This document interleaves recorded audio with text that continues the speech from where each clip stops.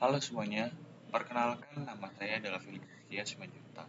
Di sini saya akan membuat video yang menjelaskan materi saya tentang dasar-dasar energi, pasokan, dan dinamika produksi energi listrik.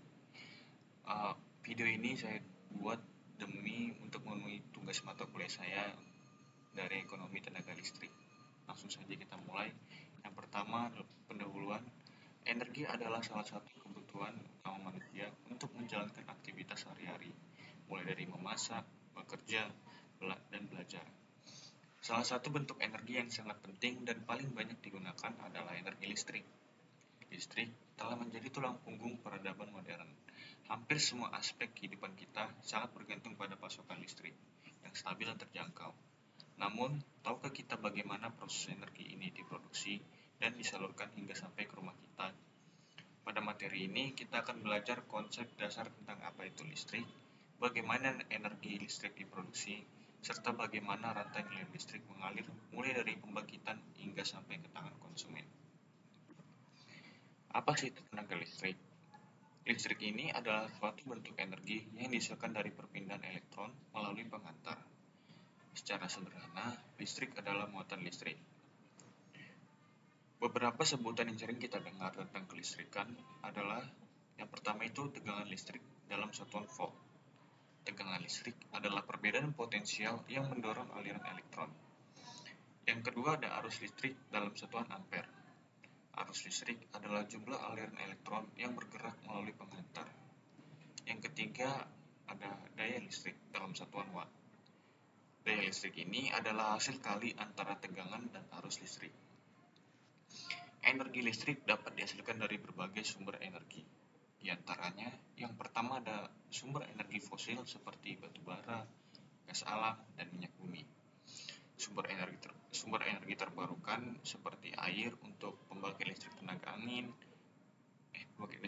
air, angin untuk pembangkit listrik tenaga bayu, dan matahari untuk pembangkit listrik tenaga surya, dan panas bumi untuk pembangkit listrik tenaga panas bumi. Proses produksi listrik ini pada umumnya melibatkan konversi energi dari bentuk lain menjadi energi listrik. Misalnya, energi kinetik dari air diubah menjadi listrik pada pembangkitan listrik tenaga air. Selanjutnya, rantai nilai listrik. Kita akan membahas konsep penting yaitu rantai nilai listrik atau the electric value chain. Rantai nilai ini terdiri dari 4 tahap utama, yaitu yang pertama ada generasi atau pembangkitan, yang kedua ada transmisi listrik, yang ketiga distribusi listrik, sampai yang terakhir itu konsumsi di mana listrik sampai ke tangan konsumen. Yang pertama, proses pembangkitan. Tahap pertama ini adalah proses pembangkit listrik. Pada tahap ini, energi primer diubah menjadi energi listrik. Contoh sumber energi primernya adalah yang pertama ada batu bara, minyak bumi, dan gas alam digunakan pada PLTU dan PLTG. Lalu air digunakan pada PLTA atau pembangkit listrik tenaga air. Panas bumi digunakan pada PLTP atau pembangkit listrik tenaga panas bumi. Angin digunakan di PLTB atau pembangkit listrik tenaga bayu, dan sinar matahari digunakan pada PLTS, pembangkit listrik tenaga surya.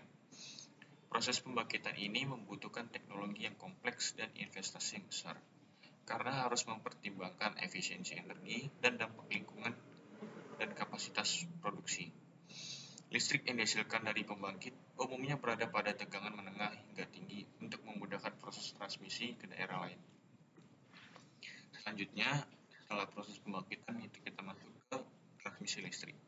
Setelah dibangkitkan, listrik perlu disalurkan ke daerah-daerah yang membutuhkan. Inilah namanya tahap transmisi listrik. Transmisi ini dilakukan melalui saluran udara tegangan tinggi atau kabel bawah tanah dengan tegangan antara 70 kV sampai 500 kV, bahkan bisa lebih tergantung pada kebutuhan daerah masing-masing. Di tahap ini terdapat gardu induk yang berfungsi untuk menaikkan tegangan atau step up menggunakan trafo step up, dan saat akan ditransmisikan menurunkan tegangan juga menggunakan trafo step down saat akan masuk ke jaringan distribusi. Transmisi listrik sangat penting untuk menjaga kestabilan pasokan listrik dalam jarak jauh, namun juga rentan terhadap gangguan seperti petir, pohon tumbang, atau gangguan teknis lainnya. Selanjutnya, setelah tahap transmisi listrik itu kita masuk ke distribusi listrik. Setelah melewati jalur transmisi, listrik akan masuk ke tahap distribusi. Pada tahap ini, tegangan listrik sudah diturunkan menjadi 20 kV atau tegangan menengah, atau di tegangan 200 per 380 volt untuk tegangan rendah. Ini untuk disalurkan ke konsumen. Jaringan distribusi ini meliputi jaringan tegangan menengah atau JTM dan jaringan tegangan rendah atau JTR. Proses distribusi memastikan listrik sampai ke pelanggan seperti rumah tangga, perkantoran, industri, hingga fasilitas publik. Selain itu, distribusi listrik juga memerlukan sistem pengendalian dan proteksi agar pasokan tetap stabil dan aman. Selanjutnya, tahap terakhir itu ada konsumsi listrik. Konsumsi listrik ini adalah tahap terakhir dalam rantai nilai listrik. Pada tahap ini, listrik dimanfaatkan oleh berbagai sektor seperti rumah tangga, perkantoran, industri, dan layanan publik. Dalam tahap konsumsi ini juga terdapat tantangan, yaitu pentingnya efisiensi penggunaan listrik. Penggunaan listrik yang bijak akan membantu mengurangi beban sistem tenaga listrik dan mengurangi biaya serta dampak lingkungan. Nah, selain itu juga ada tantangan dan peluang dalam produksi dan distribusi energi listrik. Yang pertama kita bahas tentang tantangannya dulu. Tantangan yang pertama itu adalah ketergantungan pada energi fosil. Masih banyak pembangkit listrik di Indonesia yang menggunakan batu bara, gas, dan minyak bumi. Dampak negatifnya itu emisi karbon yang tinggi, polusi udara, dan ketergantungan impor bahan bakar. Yang kedua ada keterbatasan infrastruktur. Karena masih terdapat wilayah terpencil yang belum terjangkau jaringan listrik dan biaya pembangunan jaringan transmisi dan distribusi yang sangat tinggi. Yang ketiga ada fluktuasi permintaan. Karena beban puncak yang terjadi pada waktu tertentu, kita juga memerlukan sistem yang handal untuk menjaga kestabilan pasokan. Yang keempat itu ada integrasi energi terbarukan.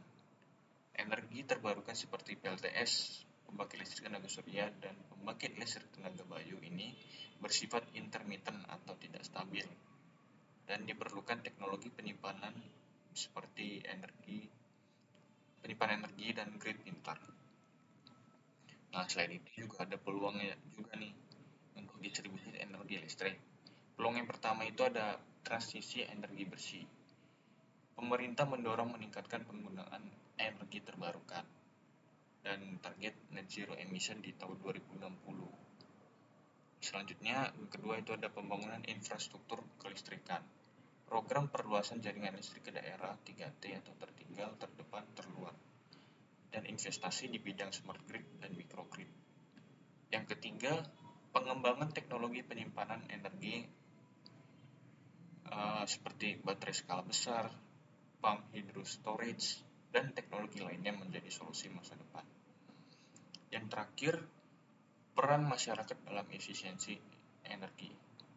Kita juga perlu mengedukasi masyarakat untuk menggunakan listrik secara bijak dan mengurangi beban energi nasional. Nah, setelah penjelasan yang sudah saya jelaskan tadi, dapat kita tarik kesimpulan, yaitu yang pertama adalah energi listrik merupakan hasil konversi energi primer seperti bahan bakar fosil, air, angin, matahari, dan panas bumi melalui proses pembangkitan. Yang kedua, proses penyaluran energi listrik melibatkan 3 tahap utama, yaitu yang pertama proses pembangkitan. Ini adalah proses mengubah energi primer menjadi listrik. Yang kedua, proses transmisi listrik ini adalah proses mengalirkan listrik dari jarak jauh melalui tegangan tinggi.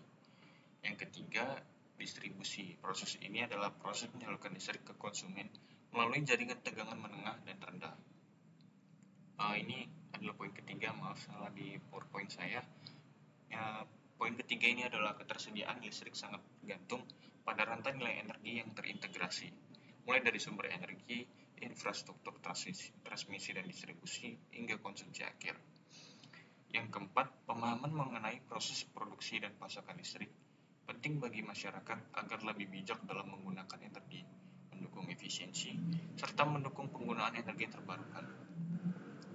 Tantangan utama dalam dinamika produksi listrik meliputi kestabilan pasokan, kebutuhan investasi infrastruktur, dan transisi menuju energi bersih dan berkelanjutan. Sekian yang dapat saya jelaskan tentang materi saya dasar-dasar energi, pasokan, dan dinamika produksi energi listrik. Mohon maaf jika ada kesalahan kata atau pengucapan dalam penjelasan saya di video kali ini. Uh, Akhir kata saya ucapkan terima kasih karena sudah mendengar dan mengikuti video saya sampai akhir. Terima kasih semuanya.